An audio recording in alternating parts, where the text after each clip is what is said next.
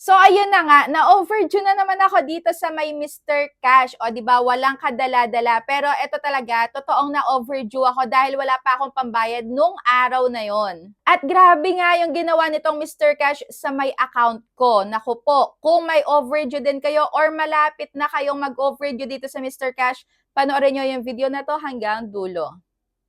Pero syempre, i-share ko muna sa inyo itong aking wireless na microphone. So ito yung Shizhuo. Nagamit ko nga ngayon and talagang napakabongga nito dahil pagka mayroong malakas na ulan, hindi maririnig ang lakas ng ulan dahil dito. So ayan, dalawa yan, isa dito tapos yung isa nakakabit sa may phone ko. And ganyan yung itsura ng saksakan. So Type-C at pagka nasa ibang lugar ka, maingay yung paligid, pag ito'y gamit mo, is wala talagang ibang maririnig. So, may noise cancellation feature nga to and super mura lang. And kung ako sa inyo, aspiring vlogger kayo, the best to, itry nyo na. So, eto na nga yung ginawa sa akin ng Mr. Cash. Kung makikita nyo dyan is dalawa yung loan ko sa kanila and etong una na overdue.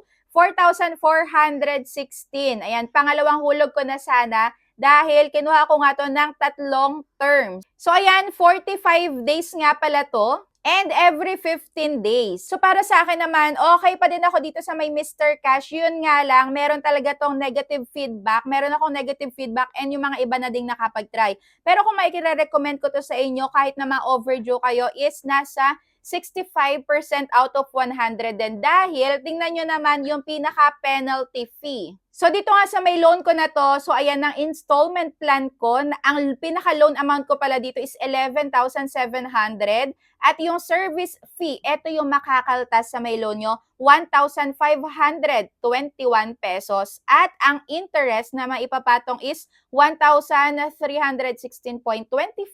Yung pangalawa ko nga is na overdue. So, eto na yung pinaka-breakdown nga. Ang principal is 3,900. Ayan, may interest na 438. Pinaghati-hati yan, yung interest sa tatlong bayaran.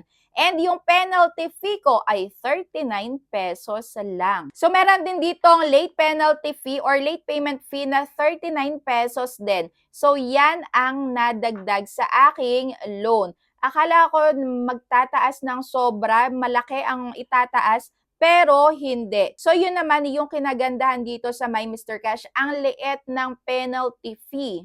So, ayan, binayaran ko na nga to agad-agad dahil, ayan, isang araw lang naman ako na overdue dito at nakakaloka, di ba? Ito yung isa ko pang loan sa kanila na pangalawa. So, dahil dalawa nga yung loan ko, yung isa is na overdue din. Kung makikita nyo dyan pulang-pula, di ba?